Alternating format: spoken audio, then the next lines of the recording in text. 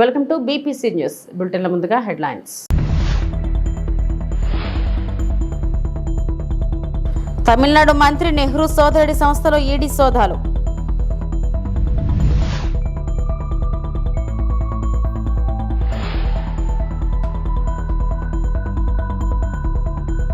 అమరావతిలో గ్లోబల్ మెడ్ city CM Chandrababu.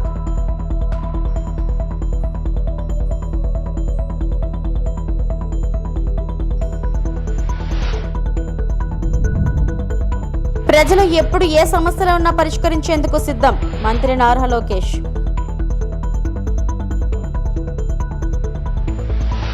Tamil Nadu పట్టణాభివృద్ధి శాఖ మంత్రి కేఎన్ నెహ్రూ సోదరుడు నేతృత్వంలోని రియల్ ఎస్టేట్ గ్రూపుపై ఎన్ఫోర్స్మెంట్ డైరెక్టర్ ఈడీ ఉదయం నుంచి సోదాలు చేస్తుంది. మంత్రి నెహ్రూ సోదరుడు కేఎన్ రవిచంద్రన్ టీవీహెచ్ గ్రూప్ అనే రియల్ సంస్థను స్థాపించి వ్యాపార కార్యకలాపాలను నిర్వహిస్తున్నారు. టీవీహెచ్ గ్రూప్ తో ముడిపడి ఉన్న దర్యాప్తులో భాగంగా ఈడీ అధికారులు చెన్నైలోని పలు కార్యాలయాలు, నివాసాల్లో సోదాలు చేస్తున్నారు. ఆర్థిక అవకతవకలకు సంబంధించి సోదాలు జరుగుతున్నట్లు ఈడీ వర్గాలు తెలిపాయి. ఈ కేసుకు సంబంధించి అధికారికంగా ఈడీ ఎలాంటి ప్రకటన చేయలేదు.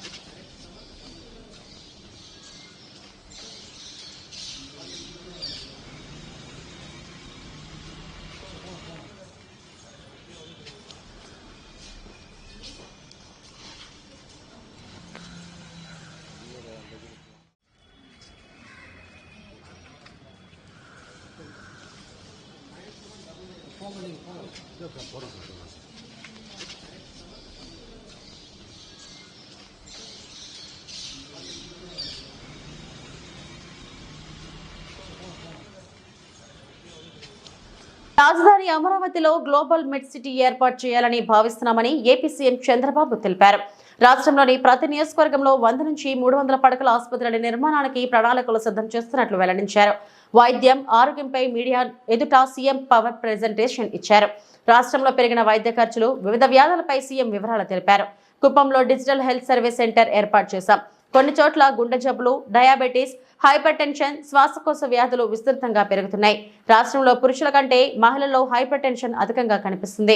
ఆహారపు అలవాట్ల వల్ల డయాబెటీస్ కొన్ని జిల్లాల్లో ఎక్కువగా ఉందని సీఎం వివరించారు. This is important slide. ఈ రాష్ట్రానికి ఉపయోగపడే ఇది ప్రతి ఒక్కరు గుర్తుపెట్టుకోవాల్సిన అవసరం ఉంది. కార్డియోవాస్కులర్ డిసీజ్ చూస్తే 18 నుంచి 22% ఉంది. అంటే 18 నుంచి 22% ఈ యొక్క ఒక్క డిసీజ్, కార్డియోవాస్కులర్ డిసీజ్ వస్తున్నాయి. దీనికి కారణం కూడా మీరు చూస్తే హైపర్ టెన్షన్, అదే మాదిరిగా ఇసమిక్ హార్ట్ డిసీజెస్, స్ట్రోక్ ఇవన్నీ వచ్చే పరిస్థితి వస్తుంది. ఈ ప్రిడామినెంట్ గా ఎక్కడున్న టాప్ 3 డిస్ట్రిక్ట్స్ చూస్తే కోనసీమ, కాకినాడ, ఎన్టీఆర్ జిల్లాలో ఎక్కువ ఉంది. అదే మరి డయాబెటీస్ మిలిటస్ చూసినప్పుడు 12 నుంచి 15% ఉంది. High prevalence due to life styles, food దగ్గర నుంచి మన లైఫ్ స్టైల్స్ వల్ల వస్తా ఉంది. గుంటూరు, ఎన్టీఆర్, కృష్ణ ఇక్కడ హై బర్డన్ డిస్ట్రిక్ట్స్ ఇవి. రెస్పిరేటరీ డిసీజ్ చూస్తే 10 to 12% వస్తా ఉంది. COPD, asthma, pneumonia linked to air pollution, smoking తో వస్తున్నాయి. ప్రకాశం, కర్నూలు, అనంతపూర్ ఎక్కువ ఉంది. ఇక్కడ కుప్పంలో ఒక పైలట్ ప్రాజెక్ట్ చేస్తున్నాం. ఇది రాష్ట్రం అంతా డిజిటల్ నర్వ్ సెంటర్. ఇది మనం తీసుకుంటే కుప్పంలో చేస్తున్నాం. ఆల్రెడీ టైం కూడా చూపిస్తాను. ఇక్కడ 5 మండల్స్ లో పెట్టాం. 3 months టైం. ఇది డిజిటల్ మోడల్ మొత్తం ఎస్టాబ్లిష్ చేసి కుప్పంలో ఇనిషియల్ గా ఆల్ కాన్స్టిట్యున్సీ మొత్తం కవర్ చేయడానికి ఇది పెడుతున్నాం. phase 2 లో చిత్తూరులో 31 మండలాలు మొత్తాన్ని దీన్ని ఎంటైర్ డిస్ట్రిక్ట్ కవర్ చేస్తున్నాం. అది చూసిన తర్వాత ఈ 2 చూసే కొద్దిగా ఒక 6 నెలలు అవుతుంది. ఈ 2 చూసిన తర్వాత stability, impact, quality, citizen satisfaction చూసుకొని then will go to state. 26 districts phase 2 పెట్టాం. దీనికి మొత్తం కూడా మీరు చూస్తే 2 years 2 months ఒక టైం బౌండ్ ప్రోగ్రామ్ పెట్టుకున్నాం. అంటే 26 నెలల్లో పూర్తి చేయాలని. ప్రజలు ఎప్పుడు ఏ సమస్యలో ఉన్నా పరిష్కరించేందుకు సిద్ధమని మంత్రి నారా లోకేష్ తెలిపారు. మంగళగిరిలో 3వ రోజు నిర్వహించిన మన ఇల్లు మన లోకేష్ కార్యక్రమంలో ఆయన మాట్లాడారు. దేశంలోనే నెంబర్ 1 నియోజకవర్గంగా మంగళగిరిని మారుస్తామన్నారు. అవినీతి లేకుండా ఇక్కడ ప్రజలకు పథకాలు అందజేస్తున్నట్లు చెప్పారు. మంగళగిరి కోసం తెచ్చిన జీవో రాష్ట్రమంతటా అమలుకు ఉపయోగపడిందని వివరించారు. ఇక్కడ ఏర్పాటు చేసే జెమ్స్ జ్యువెలరీ పార్క్ స్వర్ణకారుల దశ మార్చనుందని పేర్కొన్నారు. ఏప్రిల్ 13వ తారీఖు దానికి శంకుస్థాపన కూడా మన ప్రభుత్వం ఇవ్వబోతుంది. ఒకే ఒక సంవత్సరం 12 నెలల్లో ఆ పని పూర్తి చేసే బాధ్యత మటుకు చిల్లపల్లి గారు తీసుకుంటున్నారు. తల్లి పోలీస్ స్టేషన్ అప్గ్రేడ్ చేస్తున్నాం. ట్రాఫిక్ పోలీస్ స్టేషన్ అప్గ్రేడ్ చేస్తున్నాం. ఈరోజు పార్కులు, చెరువులు అభివృద్ధి చేస్తున్నాం. చేనేత సోదరులకి ఒక హ్యాండ్లూమ్ క్లస్టర్ ఏర్పాటు చేస్తున్నాం. మన దగ్గర ఎక్కువ మంది స్వర్ణకారులు ఉన్నారు. వాళ్ళ కోసం ఆనాడే చెప్పా జెమ్స్ జ్యువెలరీ పార్క్. అంటే బంగారం మన ఏమన్నా ఆభరణాలు ఏమన్నా డిజైన్ కానీ తయారీ కానీ అమ్మకాలు మొత్తం ఒక మంగళగిరి నియోజకవర్గంలో జరగాలి. మెరుగైన పని మనోళ్ళకి తెలియాలి, స్కిల్ డెవలప్మెంట్ జరగాలని చెప్పాను. దాన్ని కూడా స్వీకారం చుట్టాం.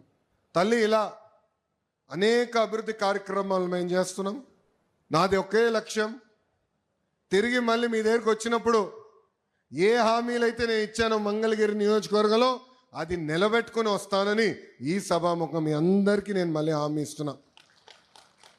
మీరు ఏ బాధ్యత అయితే నా పైన పెట్టారో అది ముందలు తీసేందుకు నేను సిద్ధంగా ఉన్నా. ప్రతి మంగళగిరి ప్రజల్ని నా గుండెల్లో పెట్టుకుని నేను కాపాడుకుంటా, నిలబెట్టుకుంటా. నా లక్ష్యం ఒకటే, భారతదేశంలో నంబర్ 1 నియోజకవర్గం ఏదంటే ఆలోచిస్తే దానికి చిరునామా మంగళగిరి చేసే బాధ్యత మీ లోకేష్ తీసుకుంటాడని ఈ సభాముఖం తెలుపుకుంటూ, తల్లి మీరందరూ ఒక్కసారి ఆలోచించమని కోరుతున్నాం. మీ ఇంట్లో కొలతలు తీసినాక వచ్చినప్పుడు Telugu Desam party, Janasena party, Bharatiya Janata party నాయకులు వచ్చారు. అధికారులతో కలిసికట్టుగా వచ్చారు. మీ దగ్గర నుంచి ఒక కప్పు టీ తాగలేదు, ఒక బాటిల్ నీళ్ళు తాగలేదు తల్లి. స్వచ్ఛందంగా వచ్చి మీకు సేవ చేసాక వచ్చారు తల్లి. ఈరోజు 1000 కోట్ల రూపాయలు విలువైన ఆస్తి మీకు ప్రభుత్వం అందిస్తుంటే దాంట్లో ₹1 అవినీతి లేకుండా మేము చేశాం తల్లి. అది ఎన్డీఏ ప్రభుత్వానికి ఉన్న చిత్తశుద్ధి. అహర్నిశలు మీకోసం కష్టపడడానికి మేము సిద్ధంగా ఉన్నాం. ఆనాడే చెప్పా, మీకు ఏ సమస్య ఉన్నా మా ఇంటి తలుపులు 24 గంటలు మీకు తెరుచుంటుందని ఈ సభాముఖం తెలుపుకుంటూ, నాకు ఇంత అద్భుతమైన అవకాశం ఇచ్చిన మంగళగిరి ప్రజలందరికీ పేరు పేరున నా హృదయపూర్వక ధన్యవాదాలు తెలుపుకుంటూ మీ అందరి దగ్గర నుంచి సెలవు తీసుకుంటున్నా. అందరికీ నమస్కారం. జై. రైతులు తాము విక్రయించుకున్న ధాన్యానికి సంబంధించి 24 గంటల వ్యవధిలోనే డబ్బులు వారి ఖాతాల్లోకి జమ చేసే విధంగా ప్రభుత్వం చర్యలు తీసుకుంటుందని తణుకు ఎమ్మెల్యే ఆర్మిల్లి రాధాకృష్ణ పేర్కొన్నారు. సోమవారం తణుకు మండలం దువ్వ, వేల్పూర్ గ్రామాల్లో ధాన్యం కొనుగోలు కేంద్రాన్ని ప్రారంభించిన ఆయన మాట్లాడారు. తణుకు నియోజకవర్గంలో 53 రైతు సేవా కేంద్రాల ద్వారా దాదాపు 1,00,000 టన్నులకు పైగా ధాన్యం కొనుగోలు చేసేందుకు ప్రణాళికలు చేపట్టినట్లు తెలిపారు. రబీ సీజన్ కు సంబంధించి జిల్లాలో 6 లక్షల టన్నుల, తణుకు నియోజకవర్గంలో 1,00,000 టన్నుల చొప్పున ప్రభుత్వం నిర్ణయించిన మద్దతు ధరకు కొనుగోలు చేసి రైతులకు అన్ని విధాలుగా కూటమి ప్రభుత్వం అండగా నిలబడుతుందని చెప్పారు. రైతులు తమకు నచ్చిన ప్రాంతాల్లో ఏ రైస్ మిల్లుకు కావాల్సి వస్తే ఆ రైస్ మిల్లుకు అమ్ముకునే విధంగా చర్యలు చేపట్టినట్లు తెలిపారు. ప్రభుత్వం నిర్ణయించిన మద్దతు ధరతో పాటు లోడింగ్, అన్లోడింగ్, హమాలీ ఛార్జీలు సైతం ప్రభుత్వమే చెల్లించే విధంగా చర్యలు తీసుకున్నట్లు పేర్కొన్నారు. ఈ కార్యక్రమంలో పౌర సరఫరాల, రెవెన్యూ అధికారులతో పాటు కూటమి నాయకులు, కార్యకర్తలు పాల్గొన్నారు. ధాన్యం కొనుగోలు కేంద్రాలను ఈరోజు తణుకు నియోజకవర్గంలో వేల్పూరు, దువ్వ గ్రామాల్లో ప్రారంభించుకుని ఈ రబీ సీజన్కి సంబంధించి నియోజకవర్గంలో దాదాపు 1,60,000 టన్నుల ధాన్యం పండితే ఈరోజు నియోజకవర్గంలో ఉన్నటువంటి 53 రైతు సేవా కేంద్రాల ద్వారా ధాన్యం కొనుగోలు ప్రక్రియను ప్రారంభించుకోవడం జరిగింది. ముఖ్యంగా రైతులకి మద్దతు ధర అందించే విధంగా, రైతాంగానికి ఎటువంటి ఇబ్బంది లేకుండా వారు ఏ రైస్ మిల్లుకి తోలుకోవాలనుకుంటే ఆ రైస్ మిల్లు అమ్ముకునే విధానాన్ని ఈ ప్రభుత్వం తీసుకొచ్చి రైతులకు సంబంధించి ఈరోజు గన్నీ బ్యాగ్స్ ఇవ్వడంతో పాటుగా వారికి కావాల్సినటువంటి లోడింగ్, అన్లోడింగ్, అదేవిధంగా ట్రాన్స్పోర్ట్, హమాలీ ఛార్జెస్ను కూడా ప్రభుత్వం చెల్లిస్తూ ఈరోజు ధాన్యాన్ని ఎటువంటి ఇబ్బంది లేకుండా ధాన్యం సేకరించినటువంటి 24 గంటల్లో రైతుల ఖాతాల్లో డబ్బులు జమ అయ్యే విధంగా ప్రభుత్వం అన్ని చర్యలు కూడా తీసుకుంది. ఈరోజు రైతు పక్షపాతిగా గౌరవ ముఖ్యమంత్రి నారా చంద్రబాబు నాయుడు గారు, ఉప ముఖ్యమంత్రి వర్యులు పవన్ కళ్యాణ్ గారు, అదేవిధంగా మోడీ గారి సహకారంతో కూటమి ప్రభుత్వం వచ్చిన తర్వాత రైతులకు ఉన్నటువంటి ఇబ్బందులన్నింటినీ కూడా అధిగమించే విధంగా గత ప్రభుత్వం ఏదైతే రైతులని ధాన్యం కొనుగోలు పేరుతో తీవ్రమైనటువంటి ఇబ్బందులు గురి చేస్తుందో, ఆ రోజు రైతు ధాన్యం అమ్ముకోవాలంటే ఎక్కడ అమ్ముకోవాలో తెలియనటువంటి పరిస్థితి, తరుగుల పేరుతో బస్తాకి 4 కేజీల నుంచి 12 కేజీల వరకు దోపిడీ చేసినటువంటి పరిస్థితి, గన్నీ బ్యాగులు అందనటువంటి పరిస్థితి. ఈ నియోజకవర్గంలో పౌర శాఖ మంత్రిగా ఉన్నటువంటి అప్పటి ప్రజాప్రతినిధి ఆ విధంగా రైతులకు కూడా న్యాయం చేయలేనటువంటి పరిస్థితుల్లో ఆ రోజు ప్రభుత్వం ఉంది. అన్ని విధాలుగాను కూడా మోసపోయినటువంటి, ధాన్యం అమ్ముకున్న తర్వాత డబ్బులు ఎప్పుడు వస్తాయో తెలియనటువంటి పరిస్థితి. 6 నెలలైనా డబ్బులు పడకుండా గత ప్రభుత్వం దాదాపు 1,600 కోట్ల రూపాయలు బకాయిలు పెట్టిపోతే ఈ ప్రభుత్వం వచ్చిన తర్వాత రైతులకు సంబంధించినటువంటి 1,600 కోట్ల రూపాయలతో ఆ బకాయిలు చెల్లించడంతో పాటుగా ముఖ్యంగా గత ఖరీఫ్ సీజన్కి సంబంధించి ధాన్యం సేకరణలో 24 గంటల్లో రైతుల ఖాతాలో జమ చేయడం జరిగింది. అదేవిధంగా ఈరోజు రబీకి సంబంధించి రైతు సేవా కేంద్రాల ద్వారా, సొసైటీల ద్వారా, ప్యాడీ పర్చేసింగ్ సెంటర్ ద్వారా సేకరించినటువంటి ధాన్యానికి వెంటనే డబ్బులు చెల్లించే ఏర్పాట్లు కూడా చేయడం జరుగుతుంది. ఈరోజు పశ్చిమ గోదావరి జిల్లాలో దాదాపు 6 లక్షల టన్నుల ధాన్యం సేకరణ లక్ష్యంగా పెట్టుకోవడం జరిగింది. దానిలో భాగంగా తణుకు నియోజకవర్గంలో 1,00,000 టన్నుల పైగా సేకరించి ఈరోజు రైతులందరికీ కూడా తగు న్యాయం చేసే విధంగా ఈ ప్రభుత్వం ముందుకు వెళ్తుంది. ఒక రైతు పక్షపాతిగా చంద్రబాబు నాయుడు గారు రాబోయే రోజుల్లో ఈ సంవత్సరం ముఖ్యంగా రైతాంగానికి అందరికీ కూడా ఏదైతే ఎన్నికల్లో హామీ ఇచ్చారో దానికి అనుగుణంగా రైతులందరికీ కూడా 20,000 రూపాయలు ఇచ్చే కార్యక్రమాన్ని కూడా ఈ ప్రభుత్వం తీసుకొస్తుంది. అలాగే కౌలు రైతులకు సంబంధించి కౌలు క్రెడిట్ కార్డులను కూడా ఇచ్చి వారికి ఇబ్బందులు లేకుండా చూసే విధంగా వారికి లోన్లు కూడా ఎప్పటికప్పుడు ఇచ్చే విధంగా కూడా ప్రభుత్వం అన్ని చర్యలు తీసుకుంటుంది.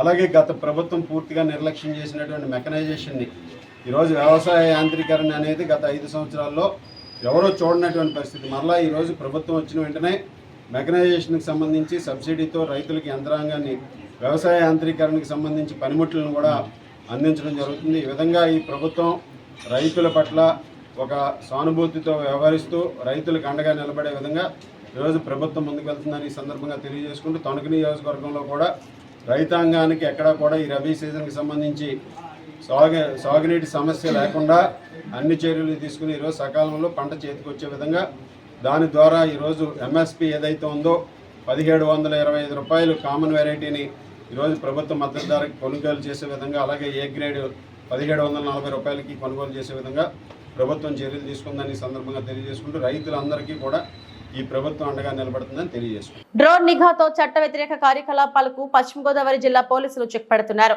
శనివారం ఉండి మండలం కొలమూరు పొందువ గ్రామాల శివారులో నిర్మానుష్య పంట పొలాల వద్ద పేకాటాడుతున్న 9 మందిని డ్రోన్ ద్వారా గుర్తించారు. వారిని అదుపులోకి తీసుకుని కేసులు నమోదు చేశారు. వారి వద్ద నుంచి 7,390 రూపాయల నగదును స్వాధీనం చేసుకున్నట్టు ఎస్ఐ మొహమ్మద్ నజీరుల్లా తెలిపారు.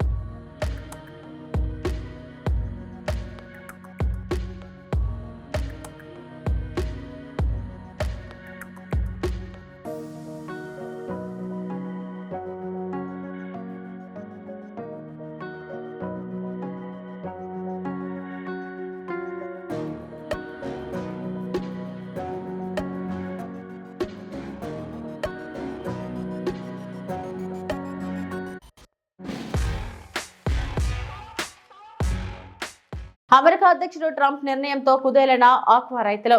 పశ్చిమ గోదావరి జిల్లా భీమవరం మండలం తాడేరు గ్రామంలో రొయ్యలు సాగు చేస్తున్న అల్లూరు శ్రీనివాసరాజు, యాళ్ల బండి శ్రీకృష్ణ ఆక్వాలో ఎదుర్కొంటున్న సమస్యలను వివరిస్తూ ఆక్వాలో మన దేశం సుమారు 60,000 కోట్లు విదేశీ మాదక ద్రవ్యాన్ని సంపాదిస్తుందని, ఇప్పుడు అమెరికా అధ్యక్షుడు ట్రంప్ తీసుకున్న నిర్ణయం వలన మన దేశం నుండి ఎగుమతి అవుతున్న ఆక్వా రంగంపై 25% సుంకం విధించడంతో ఆ భారాన్ని ఆక్వా రైతు మీద వేయడంతో అధిక మొత్తంలో నష్టపోతున్నామని, ఇంత నష్టపోతున్న ఆక్వా మేతలు మందుల ధరలు మాత్రం తగ్గించకపోవడం వల్ల కష్టాల బారిన పడుతున్నామని, అదేవిధంగా గతంలో ప్రతిపక్షంలో ఉన్నప్పుడు ఆక్వా రైతులను ఆదుకుంటామని చెప్పిన ప్రస్తుత కూటమి ప్రభుత్వం విద్యుత్ ఛార్జీలతో పాటు ఫ్యూయల్ ఛార్జెస్, ఇతర ఛార్జీలతో చాలా ఇబ్బందులు పడుతున్నామని, దీన్ని దృష్టిలో పెట్టుకుని ఆక్వా రంగాన్ని ఆదుకోవాలని అమెరికా అధ్యక్షుడితో మోడీ చర్చలు జరిపి చర్యలు తీసుకోవాలని, లేదంటే ఆక్వా రంగం క్రాప్ హాలిడే ప్రకటించాల్సి వస్తుందని తెలిపారు.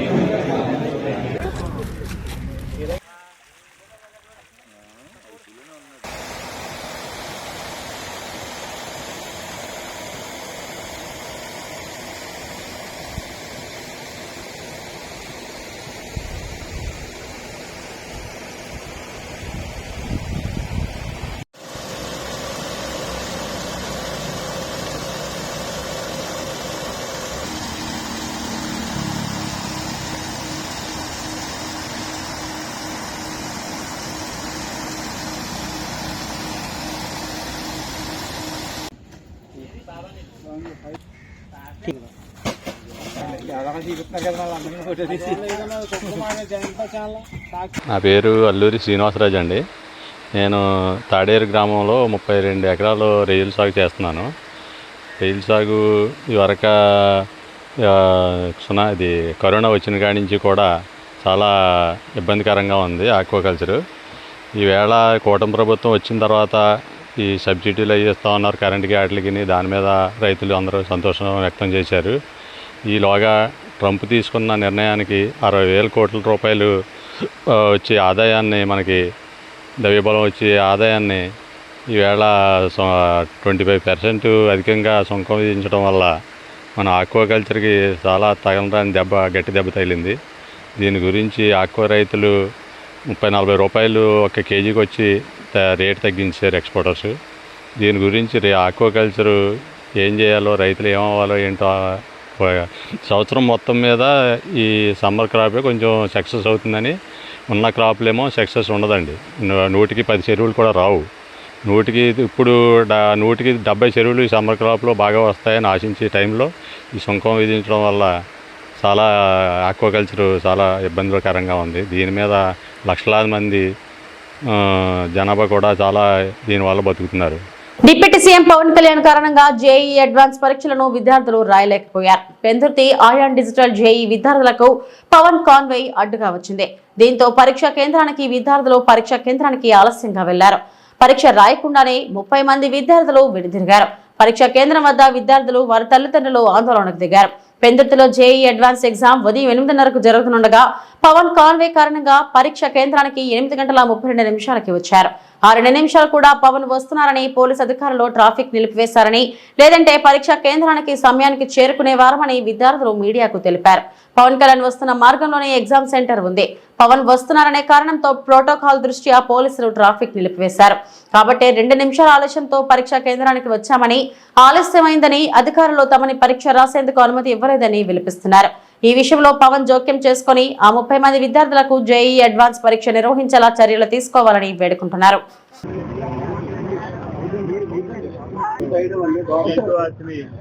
నీతో వచ్చిన పేరెంట్ని 8:30కి ఇక్కడికి రావాలండి టైం యాక్చువల్ గా. కాకపోతే మేము 8:32కి వచ్చామండి. ఈ 2 నిమిషాలు కూడా ఏంటంటే మాకు ఇక్కడ ట్రాఫిక్ ఆపేశారు రెస్ట్రిక్షన్స్ వల్ల. పవన్ కళ్యాణ్ సార్ వస్తున్నారని. సో నేను అనేది ఏంటంటే ఇదే లైన్ లో పవన్ కళ్యాణ్ సార్ వస్తున్నారు, ఇదే లైన్ లో ఎగ్జామ్ సెంటర్ ఉంది. సో పోలీసులు ఎక్కడికక్కడ ట్రాఫిక్ రూల్స్ పాటించి వాళ్ళ పేరెంట్స్ కానీ ట్రాఫిక్ కామన్ పీపుల్ అందరిని ఆపేశారు. సో ఇప్పుడు పిల్లలకి ఎగ్జామ్ సెంటర్కి ఎంటర్ అవ్వడానికి 2 నిమిషాలు తేడా వచ్చింది. 2 నిమిషాలు సెంటర్ తేడా రావడం వల్ల వీళ్ళు సెంటర్లోకి అలౌ చేయలేదు. సో ఈ రోజు కానీ ఎగ్జామ్ రాయకపోతే 1 ఇయర్ వీళ్ళకి భవిష్యత్తు పాడైపోతుంది.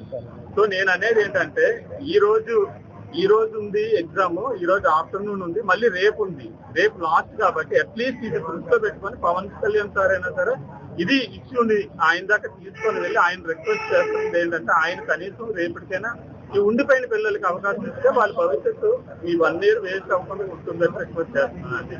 ఇది వీళ్ళు ప్రాబ్లం అని కాదు, పోలీసు ప్రాబ్లం అని కాదు.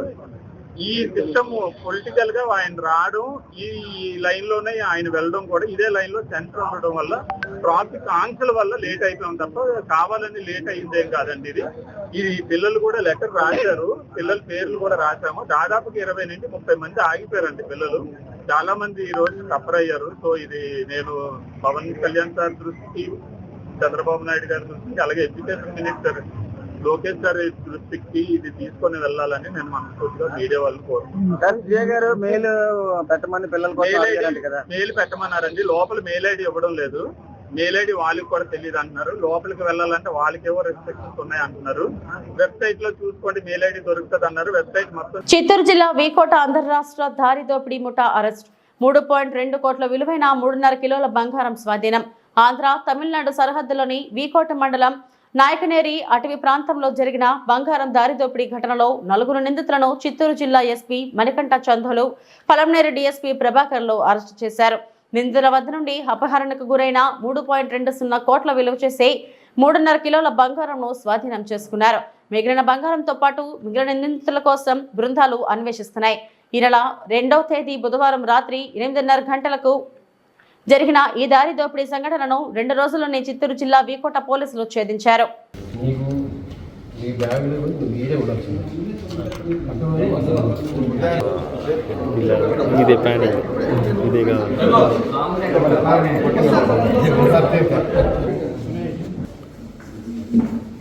దీనికి సంబంధించి ఈరోజు మనం ఈ ప్రెస్ మీట్ నిర్వహిస్తున్నాము.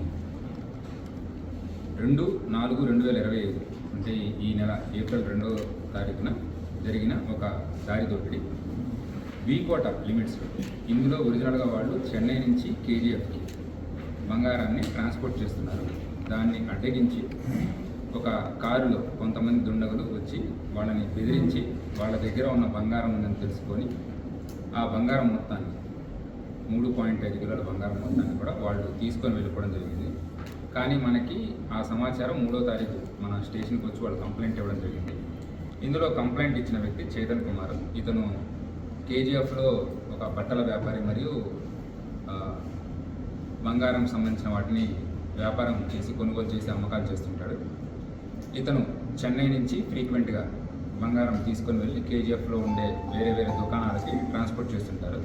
ఇదే రకంగా 2వ తారీఖు చెన్నైలో కొనుక్కొని కేజీఎఫ్ తీసుకెళ్తుండగా మనకి వీకోట లిమిట్స్లో నాయకనేరి ఘాట్, ఈ ఘాట్ నందు వీళ్ళు తీసుకెళ్తున్న బంగారం ముందరగానే తెలుసుకొని దాన్ని ఆపి కొంతమంది ప్లాన్ చేసి ఈ బంగారాన్ని తీసుకొని వెళ్ళారు. సో మనకి 3వ తేదీన సమాచారం వచ్చిన వెంటనే కేసు రిజిస్టర్ చేసి ఇన్వెస్టిగేషన్ మొదలుపెట్టాము. ఇందులో మొత్తం 4 ఇన్స్పెక్టర్లని 4 టీమ్స్గా పెట్టేసి అందరినీ కూడా వేరే వేరే రూట్స్లో ఎక్కడ జరిగింది, అలానే ఏ రూట్స్ నుంచి వాళ్ళు వచ్చారు, ఏ రూట్స్ నుంచి వెళ్తారు, మొత్తం ఇవన్నీ కూడా technical evidences, CCTV evidences gather చేయడం జరిగింది. ఈ గ్యాదర్ చేస్తున్న విషయంలో మనకు తెలిసింది ఏంటంటే ఎవరైతే ఈ కార్లో వెళ్తున్నారో ఆ డ్రైవర్ ముక్రమ్ అనే వ్యక్తి, అతన్ని మనం ఏటుగా యాడ్ చేసాము. ఈ ముక్రమ్ పర్సన్ చేతన్ కుమార్ దగ్గరే చాలా కాలం నుంచి పనిచేస్తున్నాడు. ఈ విషయాన్ని అతను జైపాల్ అనే కేజీఎఫ్లో పనిచేసే ఒక కాంగ్రెస్ కౌన్సిలర్ అతనికి తెలియజేసి ప్లాన్ చేసి ఒక పథకం ప్రకారం మన వీకోట లిమిట్స్లో ఈ దారి దోపిడిని ప్లాన్ చేశారు. దాన్ని ఎగ్జిక్యూట్ చేయడం జరిగింది. సో మనకు వచ్చిన ఈ టెక్నికల్ ఎవిడెన్స్ అన్నిటినీ కలుపుకొని వీళ్ళని మనం ట్రేస్ చేసాము. ఇప్పటి వరకు మొత్తం 13 మంది ఇందులో ఇన్వాల్వ్ అయ్యారు. ప్లానింగ్లో కానీ ఎగ్జిక్యూషన్లో కానీ చెన్నై నుంచి వీళ్ళని ఫాలో అవుతూ కేజీఎఫ్ ద్వారా రావడం కానీ. సో మొత్తం 13 మందిని మనం ఐడెంటిఫై చేసాం. ఇందులో 4 ఎవరైతే సరే మెయిన్. ఇవి ఇప్పటివరకున్న బులెటిన్ అప్డేట్స్. నమస్తే.